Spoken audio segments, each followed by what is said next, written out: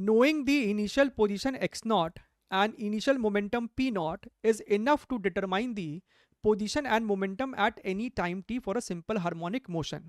अच्छा,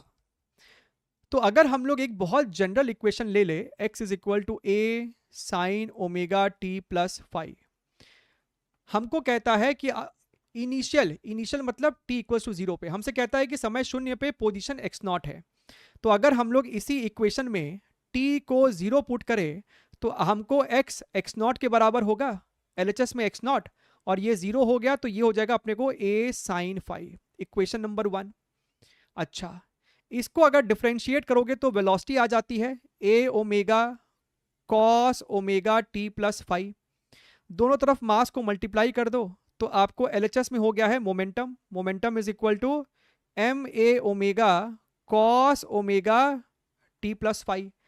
तो भैया यहाँ पे अगर हम समय को शून्य पुट कर दे तो आपको जो मोमेंटम है वो सवाल के हिसाब से पी नॉट के बराबर है, तो ये जीरो हो जाएगा। तो आपको आ रहा है M A omega cos of five, this is your equation number 2। अब इन दोनों इक्वेशन में अगर तुम ध्यान से देखो ए अननोन है और फाई अननोन है, यहां पे भी आपको ए अननोन है फाई अननोन है for a given angular frequency, तो आपको एंगुलर फ्रीक्वेंसी पता है। तो भैया यहाँ पे आपके पास दो अननोन, यहाँ पे भी आपके पास दो अननोन, दो इक्वेशन दो वेरिएबल, यानी कि आप यहाँ से ए और फाई को सॉल्व करके इसकी एग्जैक्ट इक्वेशन पता कर सकते हैं। And if you know the equation तो आप किसी भी जनरल टाइम टी पे x भी पता कर सकते हैं और मोमेंटम भी पता कर सकते हैं, यानी कि ये स्टेटमेंट जो है जनाब अपने को ट्रू होना चाहिए। ठीक बात है सर, ये अपने को ट्रू है। अच्छा,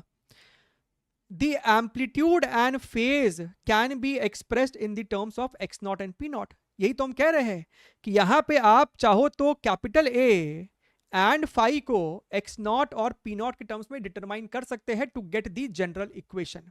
ऑफ कोर्स कर सकते हैं, निकालने की जरूरत नहीं है। अगर निकालना भी है तो इक्वेशन नंबर 2 और 1 को आपस में डिवाइड करोगे तो ये आपको हो जाएगा p not by X not is equal to, आपके पास यहाँ पे आ जाएगा, या फिर 1/2 कर दो, नॉट 2/1,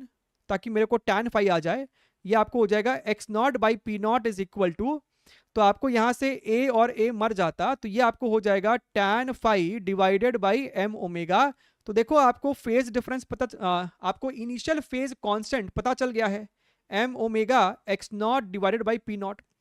सिमिलरली अगर हमको यहाँ पे a चाहिए तो हम क्या करेंगे, a को इधर ले जाएंगे, m a ओमेगा को इधर ले जाएंगे और दोनों इक्वेशन को स्क्वायर करके ऐड कर देंगे, तो sine square five plus cos square five मेरा 1 हो जाएगा and you will get the